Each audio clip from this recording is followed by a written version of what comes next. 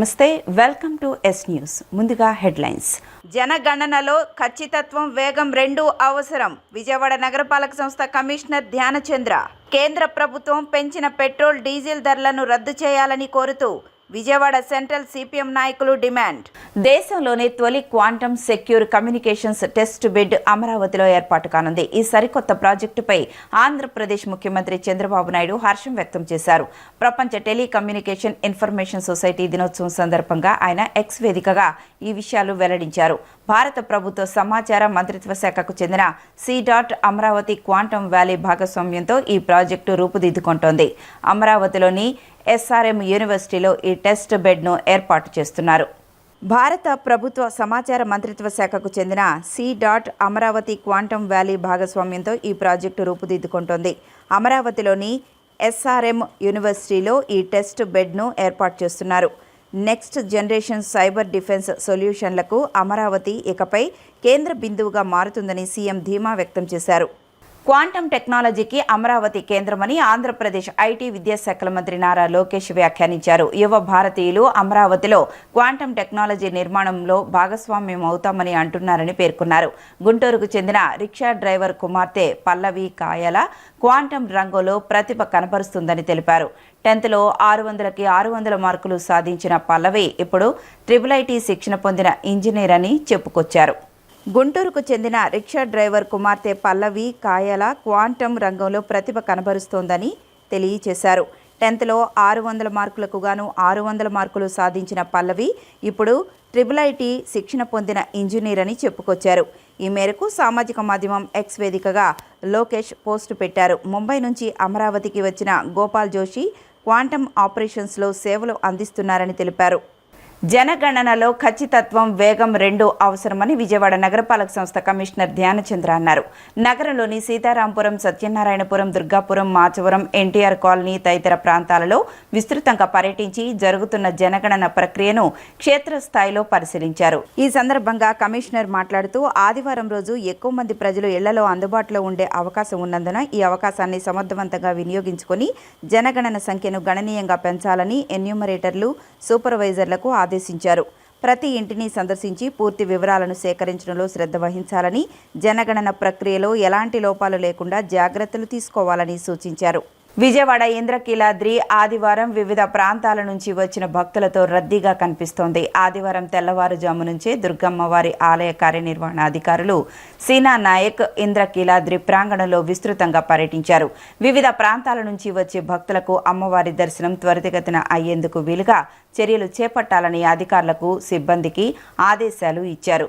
Queue లైన్లలో వచ్చిన భక్తులు త్వరగా దర్శనమయ్యేందుకు వీలుగా స్వయంగా దగ్గరుండి భక్తుల రద్దీ క్రమబద్ధీకరించి పర్యవేక్షిస్తూ చేసిన ఈవో, ఉద్యోగులు, సిబ్బంది సమన్వయంతో వ్యవహరించి అమ్మవారి ఆలయానికి వచ్చే భక్తులకు మౌలిక వసతులతో పాటు త్వరగా దర్శనమయ్యేందుకు వీలుగా చర్యలు చేపట్టాలని ఆదేశించారు.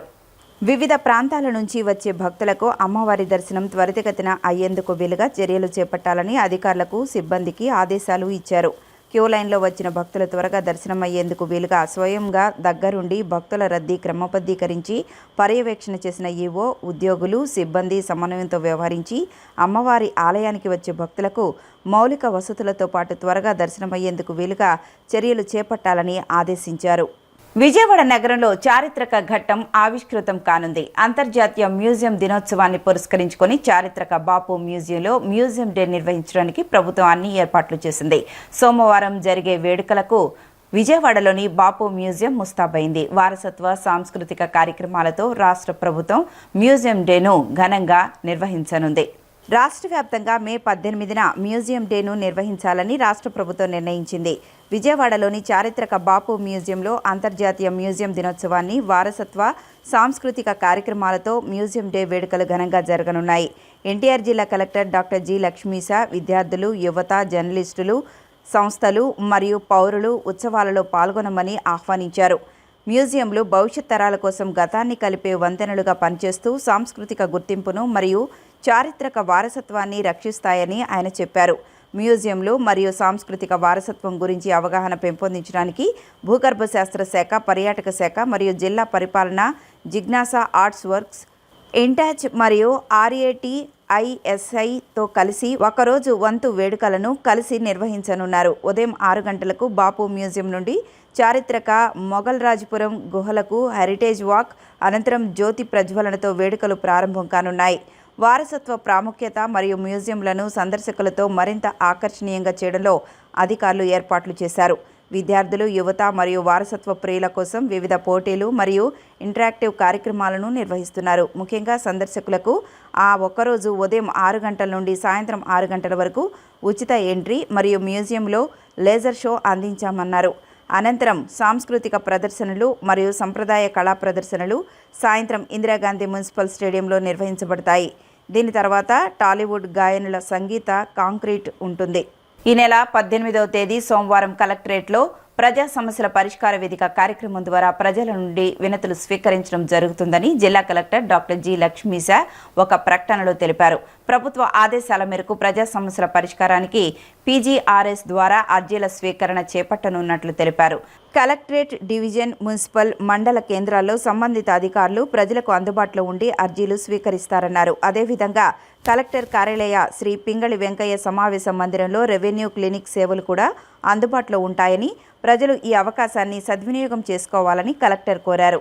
అదేవిధంగా అర్జీదారులు తమ అర్జీలను వెబ్సైట్ నందు నమోదు చేసుకోవచ్చని, నమోదైన అర్జీల స్థితి, సంబంధిత సమాచారం తెలుసుకునేందుకు 1100కి నేరుగా కాల్ చేయవచ్చన్నారు. రాష్ట్రంలోని కూటమి ప్రభుత్వం ప్రజా పరిపాలనలో పూర్తిగా విఫలమైందని కాంగ్రెస్ నగర అధ్యక్షులు నరహరిశెట్టి నరసింహారావు విమర్శలు గుప్పించారు. కొత్త గవర్నమెంట్ హాస్పిటల్లో తెగిపోయిన అవయవాన్ని కుక్క తీసుకుని వెళ్లడమే ఇందుకు నిదర్శనమని అన్నారు. దీనికి బాధ్యత వహిస్తూ ఆరోగ్య శాఖ మంత్రి తక్షణమే రాజీనామా చేయాలని డిమాండ్ చేశారు. విజయవాడలో కాంగ్రెస్ నగర అధ్యక్షులు నరహరిశెట్టి నరసింహారావు మీడియాతో మాట్లాడుతూ ప్రభుత్వ ఆసుపత్రిలో తెగిపోయిన అవయవాన్ని సరిగ్గా దాచి ఉంచలేని పరిస్థితిలో కూటమి ప్రభుత్వం ఉందని వాపోయారు. తెగిపోయిన అవయవాన్ని కుక్క తీసుకువెళ్లడం కూటమి ప్రభుత్వ నిర్లక్ష్యానికి నిదర్శనమని అన్నారు. ఈ ఘటనకు బాధ్యత వహిస్తూ ఆరోగ్య శాఖ మంత్రి రాజీనామా చేయాలని డిమాండ్ చేశారు. మంత్రి సత్యకుమార్ యాదవ్ ఆరోగ్య శాఖ మంత్రి మాత్రమే కాకుండా ఎన్టీఆర్ జిల్లా ఇన్ఛార్జి మంత్రిగా ఉన్నారని, అయినప్పటికీ ఇటువంటి ఘటనలు జరుగుతూ ఉండడంపై కూటమి ప్రభుత్వం తక్షణమే సమాధానం చెప్పాలన్నారు.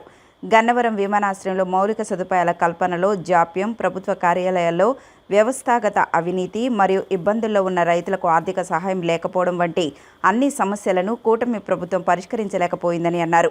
దుర్గగుడిలో వరుసగా ఏర్పడుతున్న అధికారలేమికి పరిష్కారంగా ఒక సీనియర్ అధికారిని నియమించాలని డిమాండ్ చేశారు.